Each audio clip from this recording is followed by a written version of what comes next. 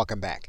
Now, it's possible that you may want to track the activity of your offer coming from specific sources of traffic, and you can do that with a vendor tracking link.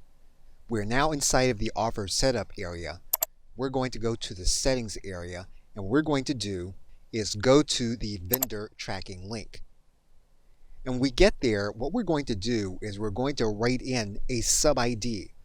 This can be a sub ID that you're going to use in order to identify the source of traffic that you want to track.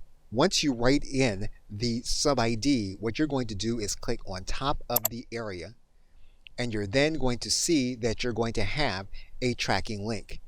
You're going to take that tracking link and you're going to use it only in the specific area where you want to track the traffic. So what we would do is make sure that this link is posted in the area that we want to track. And you would post your link. You would then make sure that that link was there and available. Your link would then be clickable with the specific tracking link.